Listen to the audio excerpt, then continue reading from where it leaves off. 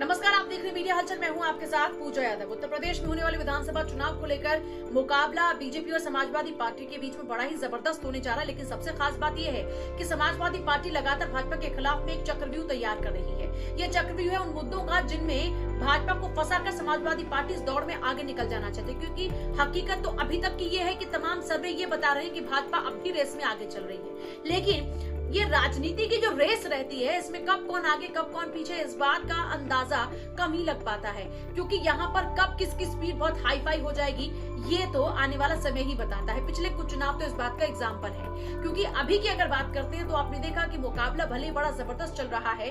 घेराबंदी समाजवादी पार्टी की तरफ से बड़ी जबरदस्त तरीके से की जा रही है। घेराबंदी तो कांग्रेस भी लगातार कर रही है और घेराबंदी यूं तो मायावती भी कर रही है, लेकिन जबरदस्त तरीके से घेराबंदी होनी चाहिए। और जो ओपिनियन सर्वे अभी तक सामने आ रहे हैं, ओपिनियन पोल, उसमें यही लगातार सामने आ रहा है कि अभी तक समाजवादी पार्टी स्ट्रॉन्ग है बीजेपी का मुकाबला करने में। अब बात आती है 5 बड़ी चुनौतियों की, तो यहाँ पर समाजवादी पार्टी ने कौन सी बड़ी चुनौतियां दे दी है। एक तरफ आप लगातार देख रहे हैं कि समाजवादी पार्टी के मुखिया अखिलेश यादव ने छोटे छोटे दलों को साथ मिलाकर जो छोटी छोटी जातियां हैं, जिनके जरिए पिछली बार विधानसभा चुनाव में खुद बीजेपी ने भी फायदा बटोरा था, अब उन छोटी पार्टियों को अपने साथ मिलाकर ये जो सियासी फायदा है ये लेने की कोशिश समाजवादी पार्टी के मुखिया अखिलेश यादव करते नजर आएंगे।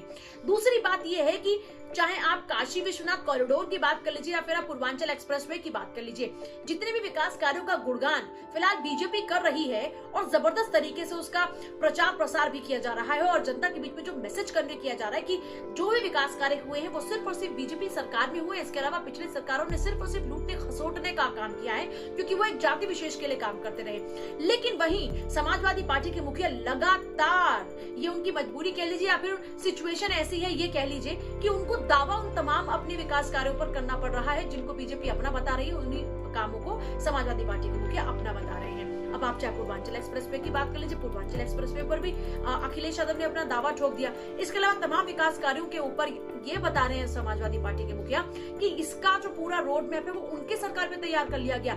ये मौजूदा सरकार सिर्फ और सिर्फ फीते काटने का काम कर रहे हैं। आपने अखिलेश यादव का बयान भी सुना होगा कि इनके लिए तो कैंची ही दिल्ली से आती है, फीता यहाँ पर आकर कटता है। तो ऐसे में आप समझ गए होंगे कि किस तरीके से लगातार दावेदारी की जा रही है उन तमाम विकास कार्यों पर जिनका बखान लगातार बीजेपी कर रही है।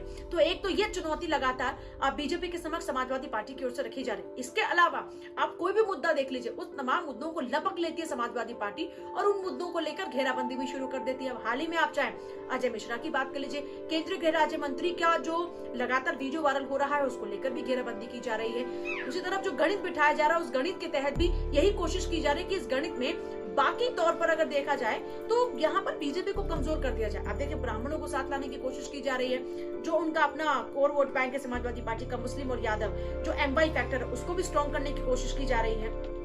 यानी जो इधर उधर छिटका हुआ वोट बैंक है उसको अपने साथ लाने की पूरी कोशिश कर रहे हैं। तो यहाँ पर देखिए एक ये चुनौती भी लगातार दी जा रही है। इसके अलावा लॉ एंड ऑर्डर को एक बड़ा मुद्दा बनाया जा रहा है। इसके साथ साथ आपने पिछले कुछ दिनों में देखा बेरोजगारी के मुद्दे को लेकर बड़े तौर पर बात करते हुए नजर आ रहे हैं। युवाओं को रोजगार देने की जो बात कर रहे हैं, आप फिर से लैपटॉप का जिक्र भी आप सुन रहे हैं कि लैपटॉप का जिक्र लगातार पे कितनी तेजी के साथ में हो रहा है। तो आप इसी सबसे समझ सकते हैं कि किस तरीके से चुनौतियां तमाम खड़ी की जा रही है भाजपा के सामने। लेकिन इस बात को भी नहीं नकारा जा सकता कि भाजपा के पास में प्रधानमंत्री मोदी का चेहरा है और सीएम योगी आदित्यनाथ का भी चेहरा है, जिसको बखूबी भुनाते हुए कई दफा बीजेपी के लोग नजर आते हैं।